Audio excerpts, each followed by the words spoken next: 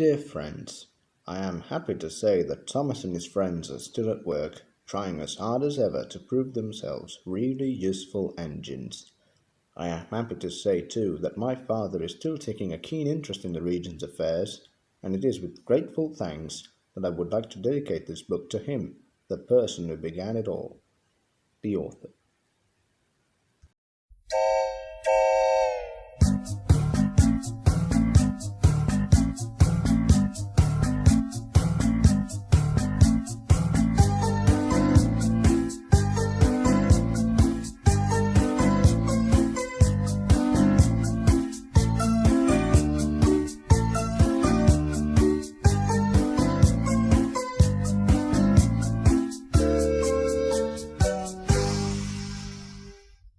Hello, boys and girls.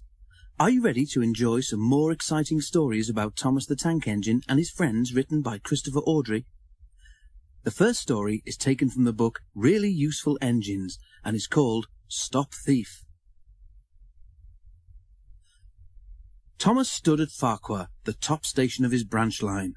He had run round Annie and Clarabel after the morning journey and was enjoying a short rest before the run back down the valley. His driver and fireman stood beside his cab talking to the guard who'd brought startling news. "Did you know that the station master was burgled last night?" he was asking. Thomas's driver shook his head. "You don't say," he exclaimed. "I didn't know he had anything worth stealing." "He's won cups for gardening," exclaimed the fireman. "All taken, and then the scoundrels had the cheek to pinch his car to carry them away in." "Not that new one he's so proud of," said the driver. The guard nodded, and at that moment the signal rose to show that the line was clear.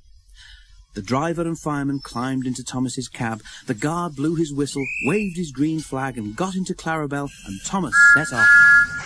By the time they were through the tunnel, the train was running nicely.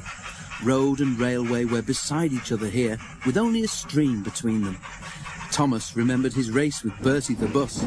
He'd only won because he could go through the hill, while Bertie had to go over it. A flash of colour on the road ahead caught his eye. He tried to go faster to look more closely. "Steady, Thomas," said his driver. "There's plenty of time." "Can't we get closer to that car?" panted Thomas. "It looks like station masters to me." "Lots of cars look like that," laughed the driver, but he opened the regulator and they began to draw level. There were two men in the car. They waved when they saw Thomas and tried to go faster. "That's the car all right, Thomas," said the fireman, "and those two must be the thieves. But we can't stop them, and they'll be gone long before the next station." "We need pencil, paper, and something to put a note in," said the driver. "We'll throw a message out at the next signal box." Quickly, he wrote the note, and they put it in the fireman's empty lunch tin. Then, drawing ahead of the car, Thomas whistled to attract the signalman's attention. They slowed so that the fireman could throw the box up to him, and as they went past, both driver and fireman shouted "Police!" at the top of their voices. By now, the stolen car had gone well ahead, and Thomas did not see it again. But the signalman telephoned police headquarters at once, and the thieves were stopped at a roadblock about 10 miles further on. That afternoon, the fat controller travelled in Annie to Farquhar. When he got there, he and the station master climbed onto a porter's trolley. They told the passengers the whole story, and the station master thanked Thomas, his driver, and his fireman for their prompt action. The passengers cheered loudly, and they cheered even more when they heard that the station master's gardening cups had all been found, undamaged, in a sack in the boot of the car. "A long time ago," said the fat controller, holding up his hand for silence, "Thomas showed how valuable he is to the smooth running of my railway. I am sure you will all agree that today he has once again proved himself to be a really useful engine."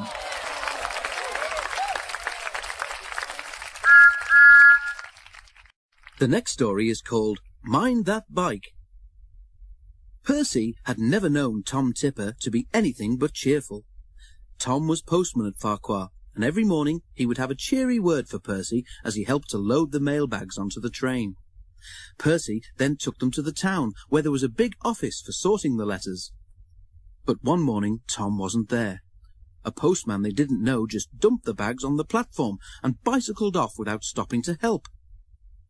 "What's happened to Tom?" wondered Percy's driver. "And his old van," added the fireman. No wonder the new chap looks fed up. Carrying mail bags on a bike would make anyone miserable. Tom was soon back, but without his van. During his illness, it had been decided that the van was too expensive to run. Poor Tom was no longer cheerful, and now had no time to help load the train. "I wish I could cheer him up," sighed Percy, the small engine. One day, a man came from the station office to tell Tom that some papers needed signing. "Oh dear," he said anxiously, "this is going to make me very late." He asked Percy to keep an eye on his bicycle while he was gone, and propped it carefully against the fence near the platform ramp. He was gone a long time, and had not returned when Percy was ready to go. Some boys were playing on the platform, and Percy was worried. "Sorry, Percy," said his driver, "we must be off. Time and the Fat Controller wait for no man." In the flurry of starting, no one noticed that one of the boys had picked up Tom's bicycle. He pedalled too far along the platform, and before he could stop, ran out of control down the ramp. He reached the bottom just as Percy started away. Fortunately, the boy fell clear in time, but the bicycle swerved beneath Percy's wheels and disappeared with a crunch. Percy's driver stopped the train quickly, and they extracted the remains, but the red bicycle was beyond repair. Tom came running, and he, the driver, the station master, and the guard all told the boys what bad boys they were. "I'm sorry, Mr. Tipper," apologized Percy. "Never mind, Percy," said the postman. "It wasn't your fault, and I never liked that bag much anyway."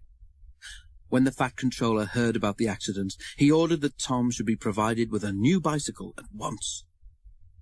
But next morning, when Percy arrived at Farquhar, he saw a brand new red van standing in the yard beside the ruins of the bicycle. Close by stood Tom Tipper, beaming from ear to ear. "That accident did me a good turn, Percy," he smiled, "and now my chief has decided to let me have a new van after all." "So I did help," said Percy to himself when Tom had gone.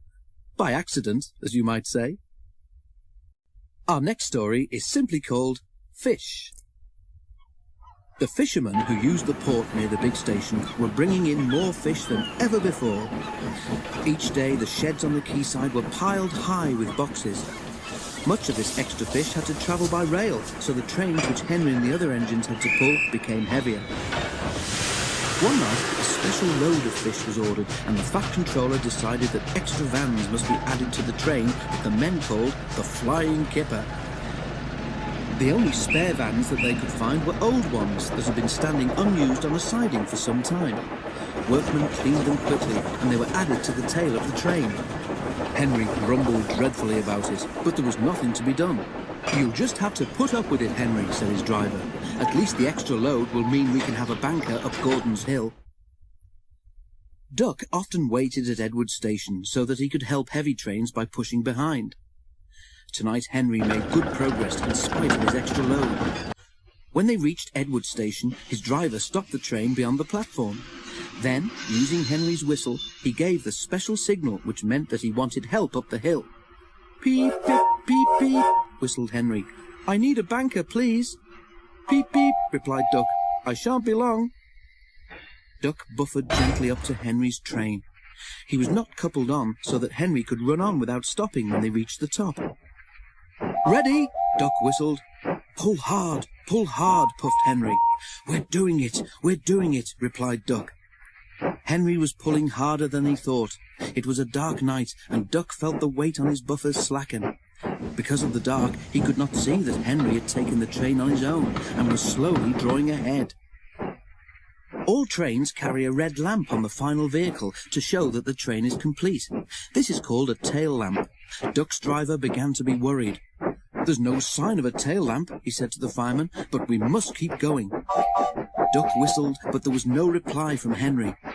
Henry, meanwhile, was going well, but his train seemed to be getting heavier. He had to keep moving, but he could not avoid slowing down. Suddenly, from behind him, there came a splintering crash. Duck's front bent and pieces of broken wood began to fall on him, one of them denting his funnel. He stopped quickly, and Henry, feeling the jolt, stopped too, just beyond the top of the hill. Over Gordon's Hill, a smell of fish hung on the air. By the light of torches, the drivers and firemen tried to work out what had happened, while the guard ran back down the hill to warn the signalman. When daylight came, it was all too obvious. The lamp iron on the old van, which should have held the tail lamp, had broken, and the lamp had fallen off at the bottom of the hill. "Not your fault, Duck," said the Fat Controller. "That lamp iron should have been checked. Don't worry, we'll soon have your funnel and front straightened out." "Thank you, sir," said Duck sadly. "Thomas told me once to be careful about fish. He was right, sir, wasn't he?" Our next adventure is called Triple Header.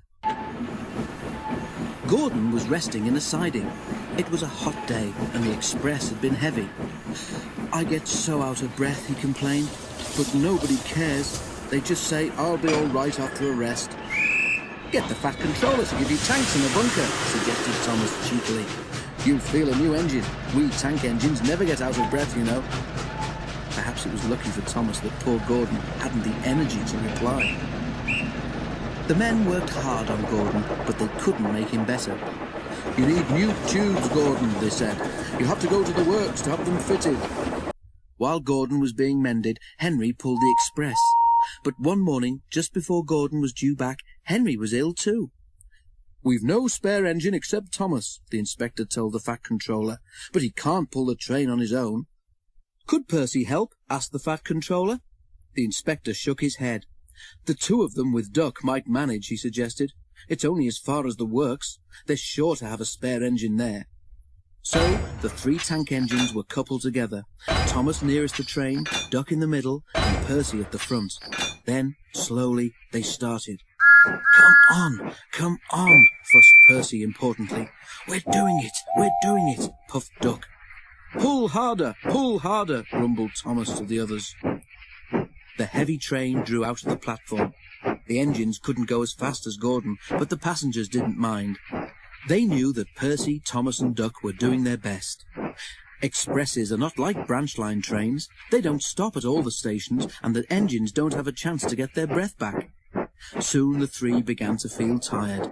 They struggled valiantly up Gordon's hill, but the strain was beginning to tell. "I'm glad we didn't stick there," thought Thomas. "Gordon would never have let us hear the last of it." But the hill proved too much for Percy. His driver blew his whistle and stopped the train. "We can't take you off, Percy," said Thomas's driver. "Do the best you can to keep your brakes off. It's not far now."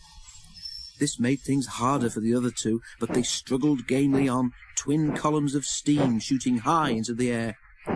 We're nearly there, puffed Thomas and Duck together as they summoned a last brave effort. Poor Percy had no steam left to say anything. They were just passing the works when Duck found he could go no further.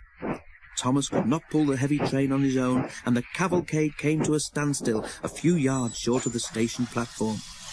And there, standing watching from the works siding, stood Gordon. The Fat Controller, who'd been on the train, told the three engines he was proud of them. "You did very well to get so far," he said, "and now you deserve a rest." Duck, Percy and Thomas were uncoupled, and a new engine took their place. As the tank engines moved wearily away, Gordon looked at Thomas and smiled. Then he took 3 deep breaths and winked. He didn't need to say anything. Thomas knew exactly what he meant.